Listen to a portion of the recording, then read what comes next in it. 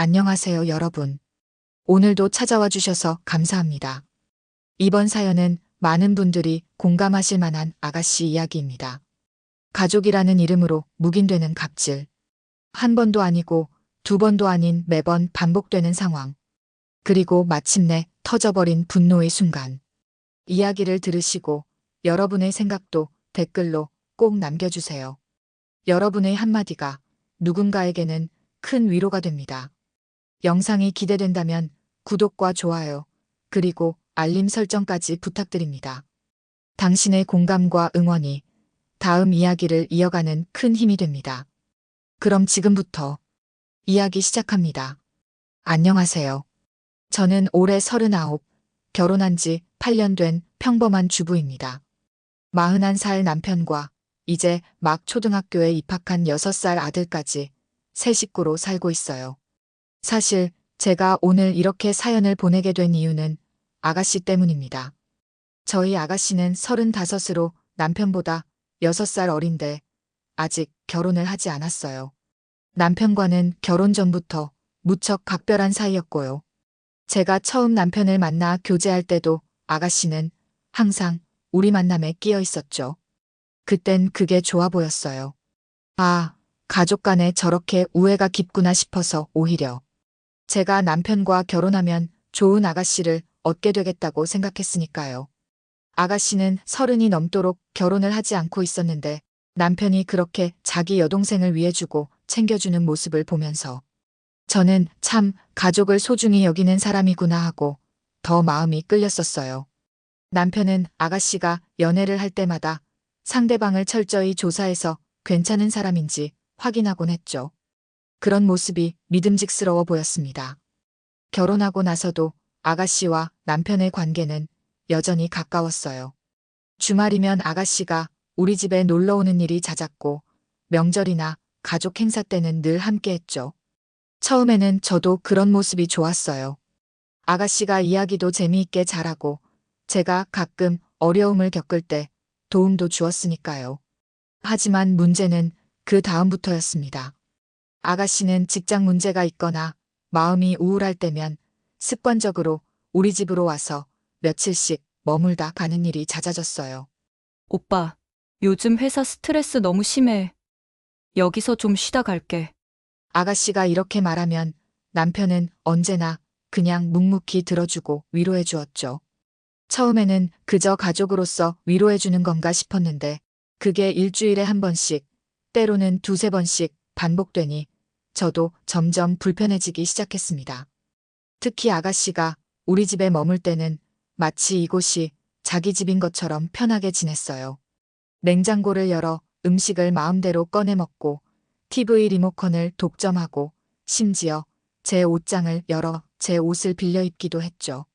물론 처음에는 제게 물어봤지만 횟수가 반복되면서 나중에는 당연하다는 듯이 그냥 꺼내 입곤 했습니다. 언니, 이거 입고 나갔다 올게요. 괜찮죠? 그리고는 제 대답도 듣지 않고 나가버렸죠. 이런 일이 몇 번 반복되자 저는 남편에게 조심스레 말을 꺼냈습니다. 여보, 아가씨가 내 옷을 자꾸 그렇게 빌려 입고 나가는데 좀 불편해. 그러자 남편은 눈살을 찌푸리며 대답했어요. 왜 그래? 그냥 빌려주면 되잖아. 가족인데 뭐가 그렇게 아까워? 여동생이 불쌍해서 도와주는 건데. 네가 왜 그렇게 예민하게 굴어? 남편의 그 말에 저는 그만 입을 다물 수밖에 없었어요. 혹시 제가 너무 소심한 건가 싶기도 했고 아가씨와의 관계가 틀어질까봐 걱정도 됐으니까요. 하지만 그 일은 시작에 불과했습니다. 아가씨는 점점 우리 집을 마치 자신의 두 번째 집처럼 여기기 시작했어요. 주말마다 들러서는 아무 예고도 없이 짐을 풀어놓곤 했죠.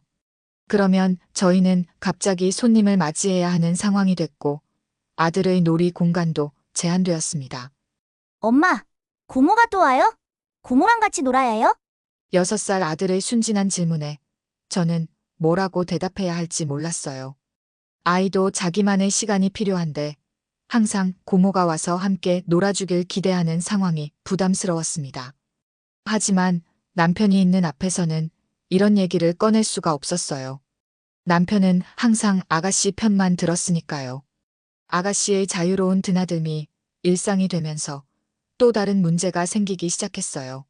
처음엔 눈에 잘 띄지 않았던 일이었는데 점점 저를 당혹스럽게 만드는 상황이 벌어지더라고요. 어느 날 아침이었어요. 새로 산 샴푸와 바디워시를 욕실에 놓아두고 출근했는데 퇴근해서 보니 그 자리에 없는 거예요. 처음엔 남편이 정리했나 싶어서 이곳저곳 찾아봤지만 어디에도 없었죠. 그날 저녁 남편에게 물어봤더니 모른다고 하더라고요. 혹시 새로 산 샴푸 봤어? 아침엔 분명히 욕실에 있었는데. 남편은 무심하게 대답했어요. 아, 그거 미연이가 집에 들렀다가 자기 것 떨어졌다고 가져갔어. 저는 그 말을 듣는 순간 화가 치밀었지만 꼭 참고 말했죠. 그럼 내게 미리 말이라도 해야 하는 거 아니야? 내가 돈 주고 산 건데. 그러자 남편은 표정이 굳어지며 말했어요.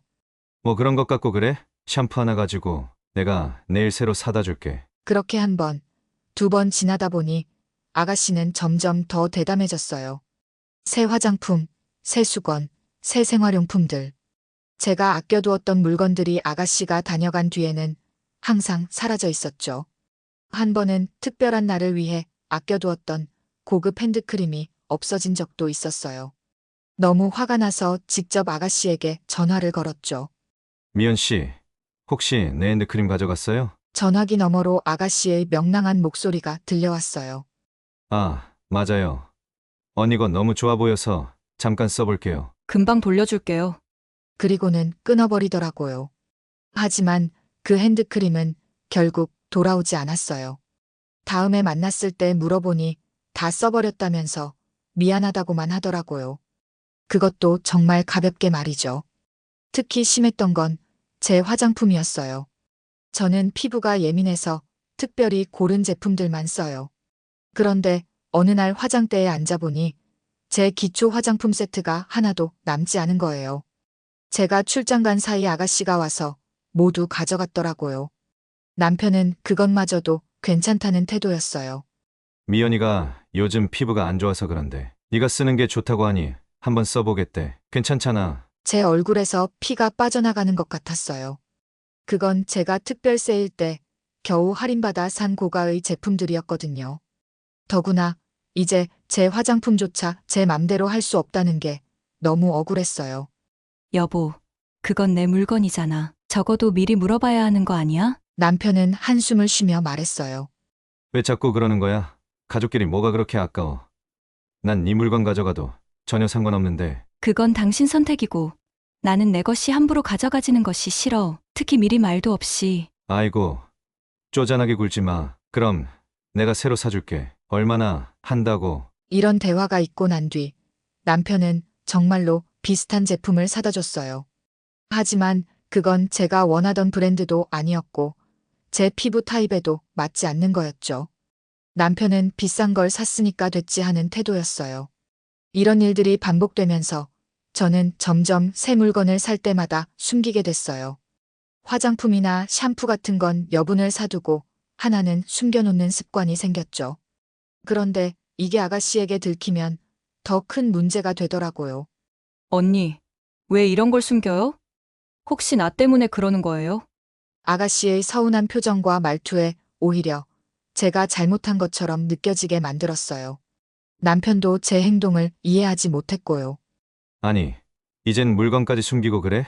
너무한 거 아니야? 그 말에 저는 정말 억울했어요. 제가 정당하게 번 돈으로 산 물건을 마음대로 쓸 수 없다니 이게 맞는 걸까요? 한 번은 제 생일에 친구들이 선물해준 고급 바디케어 세트가 있었어요. 일주일 뒤에 아가씨가 다녀간 후 그 세트가 사라진 것을 발견했죠. 바로 전화해서 물어봤더니 너무 좋아 보여서 가져갔다고 하더라고요. 그냥 가져간 게 아니라 선물처럼 예쁘게 포장된 채로요. 미연 씨, 그건 내 생일 선물이었어. 어떻게 그냥 가져갈 수 있어? 언니, 미안해요. 근데 저 요즘 피부가 너무 안 좋아서. 언니는 항상 이해해 주잖아요. 괜찮죠? 전화기 너머로 들리는 애교 섞인 목소리에 저는 할 말을 잃었어요. 결국 남편에게 이야기했더니 그는 또 아가씨 편을 들더군요. 그 애가 요즘 취업 스트레스 때문에 많이 힘들대. 좀 봐줘. 그 순간 제가 이 집에서 어떤 위치인지 처음으로 확실히 느꼈어요. 제가 번 돈으로 산 제 물건들마저 아가씨에게 양보해야 한다니. 이런 상황이 과연 정상일까요? 아가씨가 물건을 가져가는 문제만으로도 충분히 속상했는데 정말 견디기 힘들었던 건 또 다른 부분이었어요. 바로 모든 경제적 부담이 저희 부부에게만 지워진다는 점이었죠. 처음엔 아주 사소한 것에서 시작됐어요. 아가씨가 집에 놀러 오면 항상 빈손으로 오는 거예요. 보통 누구 집에 놀러 갈 때는 작은 선물이라도 들고 가는 게 예의잖아요. 하지만 아가씨는 오빠 집에 왔는데 무슨 선물이야라며 당연하다는 듯이 빈손으로 왔죠. 그래도 처음에는 별로 신경 쓰지 않았어요. 가족인데 뭐 그런 걸 따질 필요가 있나 싶었거든요. 하지만 문제는 외식이었습니다. 아가씨가 주말에 놀러 오면 보통 저희랑 같이 외식을 하게 돼요. 처음에는 남편이 계산하는 것도 당연하다고 생각했어요. 하지만 시간이 지나도 단 한 번도 아가씨가 계산하려는 모습을 보이지 않는 걸 깨달았죠. 오히려 메뉴를 고를 때는 항상 가장 비싼 음식을 골랐어요. 오빠, 나 이거 먹고 싶어. 여기 와인도 같이 먹자. 남편은 아가씨가 원하는 대로 다 시켜주었고 당연히 계산도 했죠. 처음에는 한두 번이니까 괜찮다고 생각했어요. 하지만 이게 매월 반복되자 제 마음에 불편함이 자리 잡기 시작했어요. 어느 날 외식을 마치고 계산대에서 카드를 건네는 남편을 보며 조심스럽게 말을 꺼냈어요. 여보, 이제 미연이도 직장이 있으니까 가끔은 미연이한테도 계산하게 하는 게 어때? 그 말이 그렇게 큰 문제가 될 줄 몰랐어요. 남편은 갑자기 표정이 굳어지더니 화를 냈어요. 무슨 소리야? 여동생인데 어떻게 계산하라고 해?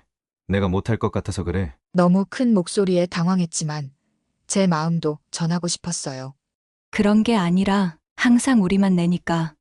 됐어. 그런 쪼잔한 말 하지 마. 그 뒤로는 외식 자리에서 누가 계산하는지에 대해 입도 뻥긋하지 못했어요. 남편의 성격상 그런 얘기를 꺼내면 무조건 화를 내니까요. 더 황당했던 건 가족 행사 때였어요. 시부모님 결혼기념일에 온 가족이 모여 식사를 했는데 그날도 역시 저희 부부가 전체 식사비를 냈어요. 아가씨는 오빠가 계산할 거지? 라는 표정으로 자리에 앉아 있다가 식사가 끝나자마자 잘 먹었어 하고 자리를 떠났죠. 그때 시댁 식구들이 다 있는 자리에서 시아버지께서 말씀하셨어요. 미연아, 너도 이제 직장 다니니까 다음에는 내가 한번 계산해라. 그 말에 아가씨는 살짝 표정이 일그러지더니 웃으며 대답했어요. 아이, 아버지, 제가 아직 돈을 못 벌어서요.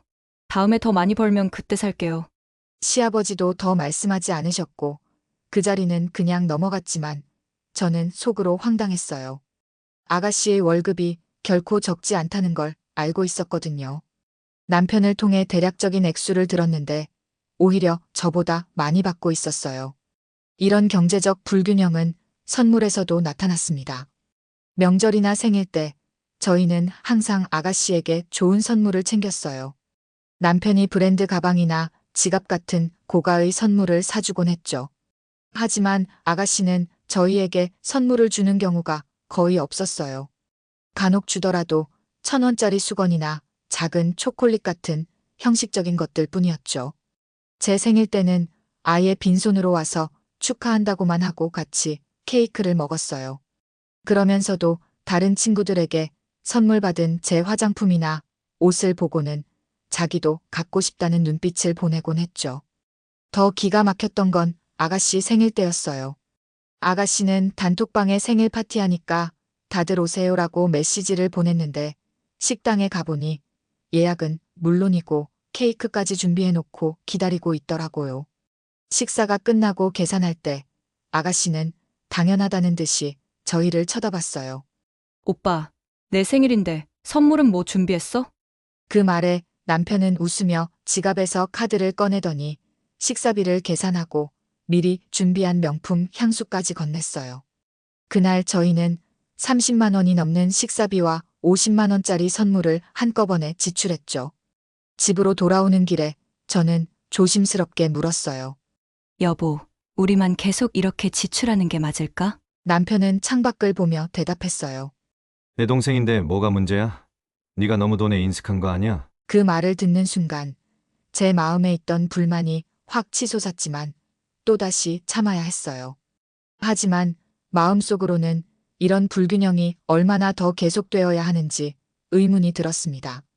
모든 경제적 부담을 저희만 지고 있는 동안 아가씨는 자신의 돈을 아껴 갖는 게 당연하다고 여기는 이 상황이 정말 공평한 걸까요?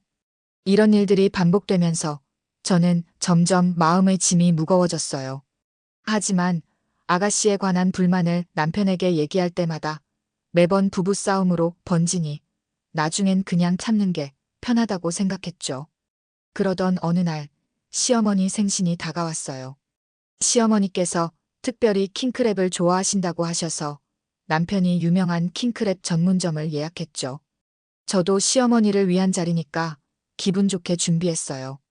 시아버지, 시어머니, 저희 부부 아들, 그리고 당연히 아가씨까지 6명이서 식사하기로 했습니다. 식당에 들어서자마자 호화로운 분위기에 조금 긴장이 됐어요. 메뉴판을 보니 킹크랩이 1kg에 15만 원이었어요. 킹크랩만 먹으면 너무 비싸질 것 같아서 남편과 눈빛을 교환하며 다른 해산물도 함께 주문하기로 했습니다. 여보, 킹크랩 2kg 정도의 다른 요리도 좀 시키는 게 어떨까? 새우나 조개찜 같은 거. 남편도 고개를 끄덕였어요. 그래. 그게 좋겠다. 버섯도 같이 구워 먹으면 맛있을 거야. 하지만 아가씨가 메뉴판을 보더니 자기 생각을 내놓았어요. 오빠, 여기 킹크랩이 유명한 곳인데 뭐 이것저것 시켜. 킹크랩 3kg은 시켜야지. 저는 속으로 한숨을 쉬었어요. 3kg이면 킹크랩만 45만 원이 넘을 텐데. 하지만 시어머니 생신이니까 특별한 경우라고 스스로를 위로했죠. 그래도 다른 것도 좀 곁들여 먹어야 입맛이 좋지 않을까? 제 말에 시어머니도 맞장구를 쳐주셨어요. 맞아. 킹크랩만 먹으면 느끼할 수 있으니 다른 것도 좀 시키자. 결국 킹크랩 2kg과 새우, 조개찜, 버섯구이 등을 함께 주문했어요. 그래도 예상 금액이 60만 원은 넘을 것 같아 조금 부담스러웠지만 특별한 날이니 감수하기로 했습니다. 음식이 나오기 시작했어요. 빨갛게 삶아진 킹크랩이 테이블 중앙에 놓이자 모두의 눈이 반짝였죠. 아들도 신기한 듯 킹크랩을 바라보았어요. 우와, 엄마, 저거 정말 큰 게네요. 아들이 킹크랩에 손을 뻗으려는데 아가씨가 먼저 집게발을 싹둑 잘라 자기 접시에 놓았어요. 그러더니 다른 좋은 부위들도 골라서 자기 접시에 담았죠.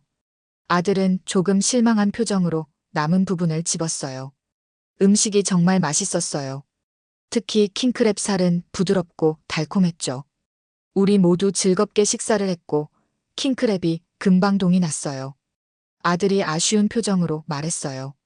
엄마, 저 더 먹고 싶어요. 제 마음도 아팠지만 이미 충분히 비싼 음식을 주문했기에 다른 메뉴로 대체하려 했어요. 새우랑 조개도 맛있지 않아?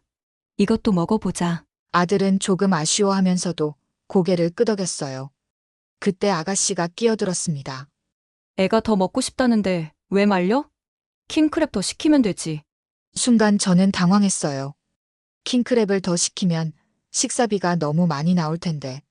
남편을 쳐다보니 그도 잠시 망설이는 눈치였어요. 응. 이미 충분히 먹었으니 다른 것도 먹어보자. 아가씨는 입을 비죽이며 대답했어요.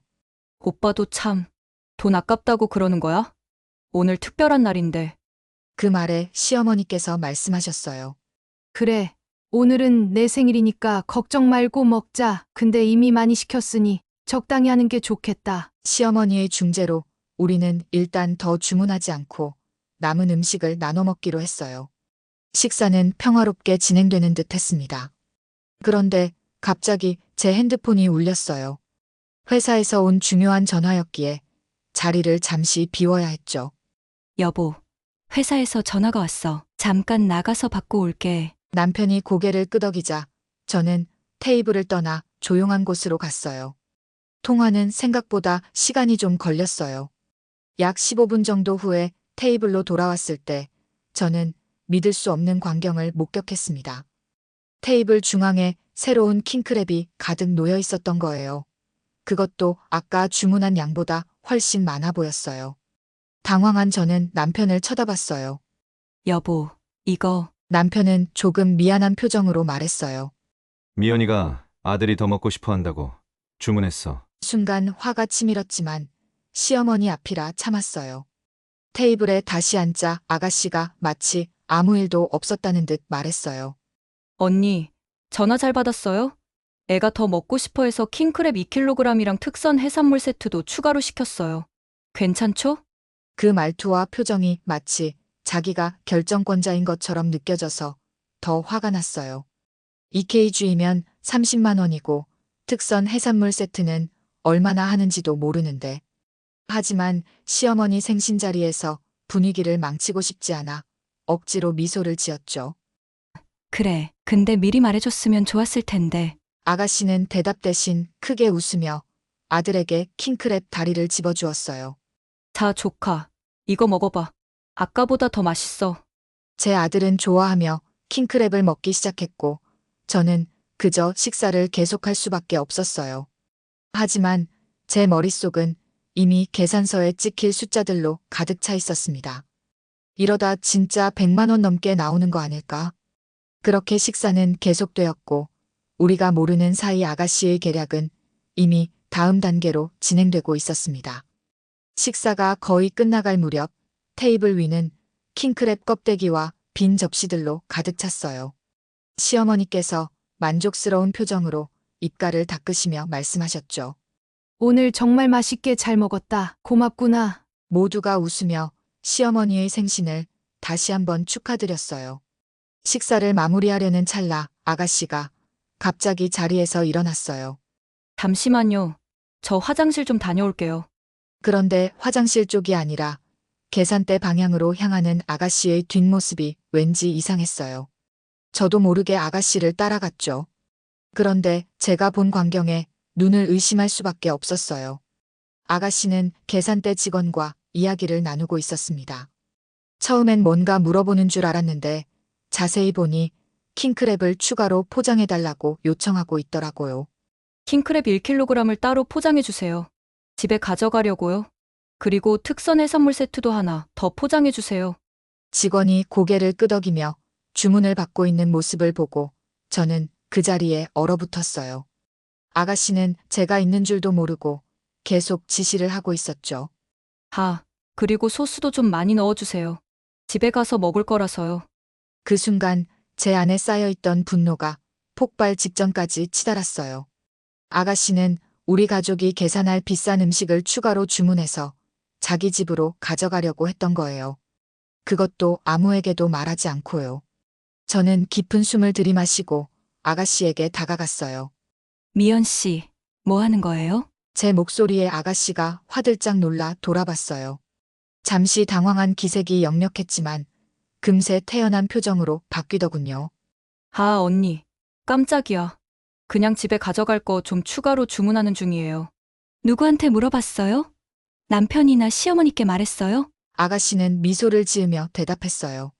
뭘 그런 걸 일일이 물어봐요? 어차피 오빠가 계산할 건데. 이 대답에 저는 정말 참을 수가 없었어요. 손이 떨릴 정도로 화가 났지만 최대한 목소리를 낮추려 노력했습니다. 이 대답에 저는 정말 참을 수가 없었어요.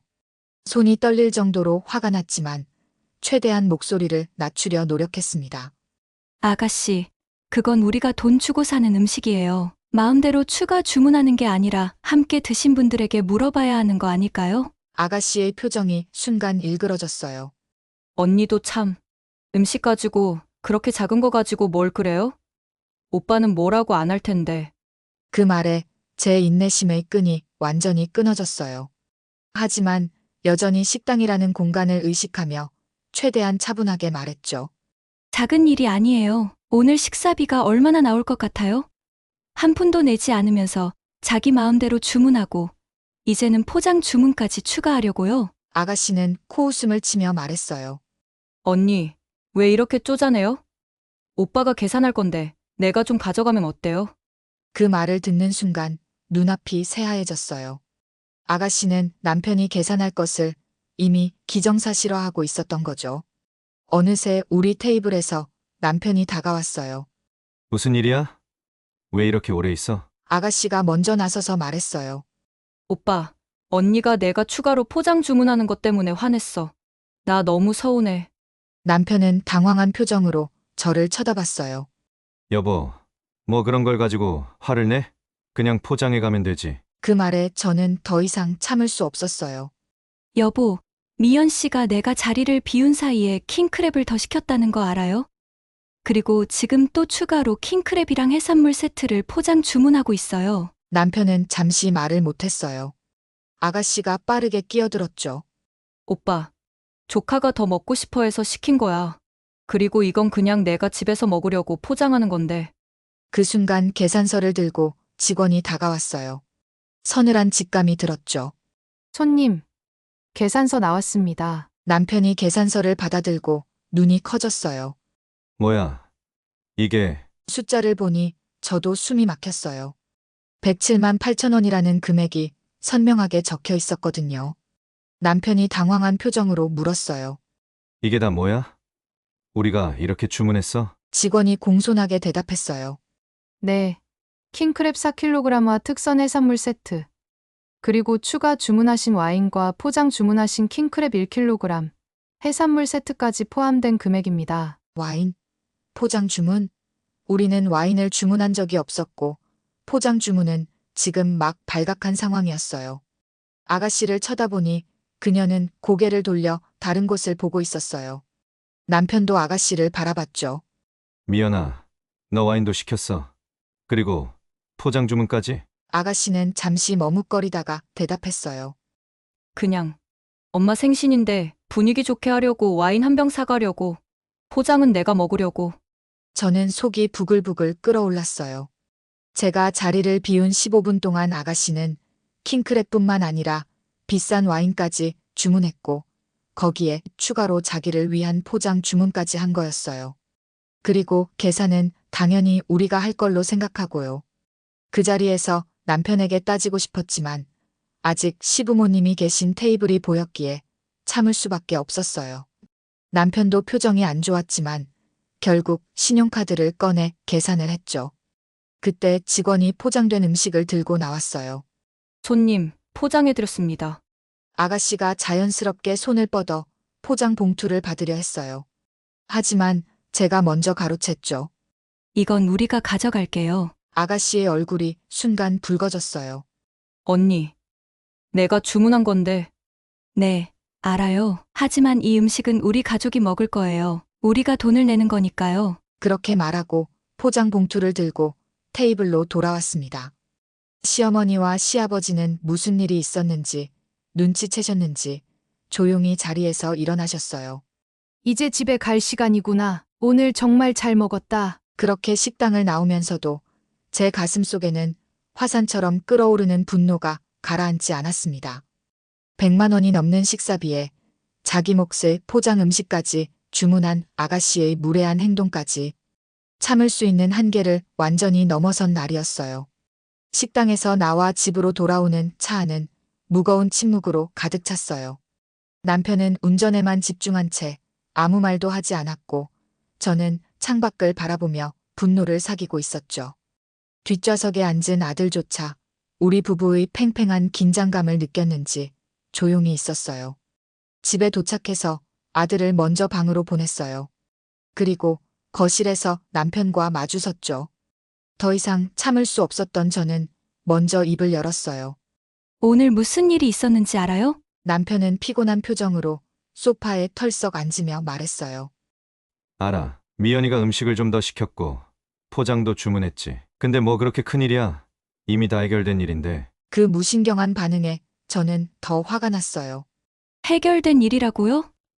107만 원이 넘는 식사비를 당신이 혼자 계산했잖아요. 그걸 당연하게 생각하면서 자기 먹을 것까지 따로 주문했다고요? 남편이 한숨을 쉬며 말했어요. 그래서 어쩌라고. 내 동생인데 내가 좀 사주면 안 돼. 네가 뭐 돈 낸 것도 아니잖아. 그 말에 저는 눈앞이 새하얘졌어요. 제가 돈을 낸 게 아니라니요? 우리는 부부잖아요. 가계부를 함께 관리하고 모든 지출을 함께 계획하고 상의하는 부부라고요. 당신 지금 무슨 말을 하는 거예요? 우리는 부부잖아요. 당신 돈이든 내 돈이든 우리 가정의 돈이라고요. 그리고 이건 단순히 오늘 하루의 문제가 아니라 지속적인 행동 패턴이에요. 남편은 고개를 절레절레 흔들며 말했어요. 또 시작이네. 네가 왜 미연이한테 그렇게 인색해? 가족인데 좀 베풀어야지. 그 말에 저는 폭발했어요. 인색하다고요? 내가 언제 인색했어요? 당신 동생이 우리 집에 와서 내 화장품, 내 옷, 내 생활용품을 가져갈 때마다 다 참아왔어요. 가족 행사나 외식할 때마다 당신이 계산하는 것도 다 이해했고요. 하지만 이건 너무 심해요. 목소리가 저도 모르게 커져 있었어요. 남편도 화가 난 듯 일어섰어요. 네가 왜 이렇게 예민하게 구는지 모르겠네. 가족 간에 그런 걸 일일이 따지는 게 얼마나 쪼잔해 보여. 그 말에 저는 눈물이 왈칵 쏟아질 것 같았지만 꾹 참았어요. 이제 더 이상 감정적으로 대응해선 안 된다고 생각했거든요. 쪼잔한 게 아니에요. 기본적인 예의와 서로에 대한 존중의 문제예요. 미연 씨는 항상 우리에게 당연하게 받기만 하죠. 한 번도 주는 법이 없어요. 그게 가족 관계인가요? 남편이 답답하다는 듯 말했어요. 그래. 미연이가 좀 경제적으로 어려울 수도 있지. 근데 그럴 때 가족이 도와주는 거 아니야? 저는 고개를 저었어요. 아가씨가 경제적으로 어려운 사람인가요? 당신도 알잖아요. 월급이 적지 않다는 걸. 그런데도 항상 받기만 하고 한 번도 내는 법이 없어요. 이건 경제적 도움의 문제가 아니라 당연시하는 태도의 문제예요. 남편은 입을 다물었어요. 저는 계속해서 말을 이어갔죠. 나는 이제 더 이상 참을 수 없어요. 오늘부로 결정했어요. 앞으로 시댁과 관련된 어떤 비용도 지출하지 않을 거예요. 남편이 놀란 얼굴로 저를 쳐다봤어요. 뭐라고? 그게 무슨 말도 안 되는 소리야? 말도 안 된다고요? 지금까지 미연 씨가 해온 행동이 말이 된다고 생각해요. 내 물건을 허락도 없이 가져가고 외식할 때마다 비싼 것만 골라 먹고 이제는 남의 돈으로 자기 먹을 것까지 챙기는 게 말이 되나요? 남편은 말문이 막힌 듯 했어요. 저는 깊은 숨을 들이마시고 차분하게 말했습니다. 나는 시어머니, 시아버지께 진심으로 존경심을 갖고 있어요. 하지만 아가씨의 행동은 더 이상 용납할 수 없어요. 앞으로는 아가씨와 관련된 어떤 비용도 내지 않을 거예요. 당신이 계속 챙겨주고 싶다면 당신 용돈에서 해결하세요. 우리 가정의 공동 자금으로는 안 돼요. 남편은 한동안 말이 없었어요. 그러더니 이내 화를 누그러뜨리고 말했죠. 알았어. 네 말도 일리가 있어. 미연이한테 좀 얘기해 볼게. 하지만 저는 더 이상 그런 말로 넘어갈 수 없었어요. 이제 와서 얘기해 볼게로 해결될 문제가 아니에요. 나는 진심이에요. 앞으로 아가씨가 우리 집에 오더라도 음식이나 생필품을 가져가지 못하게 할 거고 같이 외식해도 각자 계산할 거예요. 남편이 머리를 감싸주며 말했어요. 여보, 그건 너무 극단적인 거 아니야? 가족인데. 가족이니까 더 지켜야 할 선이 있는 거예요. 나는 이 문제로 더 이상 양보하지 않을 거예요. 그날 밤 우리는 오랜만에 각자 따로 잠을 잤어요. 남편은 소파에서 저는 침대에서요. 하지만 저는 제 결심이 흔들리지 않았어요. 이제는 제가 분명한 선을 그어야 할 때라고 생각했거든요. 여러분, 제가 너무 심했을까요? 가족이라는 이름으로 이런 행동들을 계속 참아야 했을까요? 아니면 제가 내린 결정이 옳은 걸까요? 사실 저는 아가씨를 미워하는 게 아니에요. 그저 기본적인 존중과 예의를 지켜주길 바랄 뿐이죠. 가족이라는 이름으로 모든 것이 용납된다면 그건 진정한 가족 관계가 아니라고 생각해요. 이 사연을 들으신 분들은 어떻게 생각하시나요? 제가 과한 걸까요? 아니면 당연한 결정이었을까요? 여러분의 조언이 필요합니다.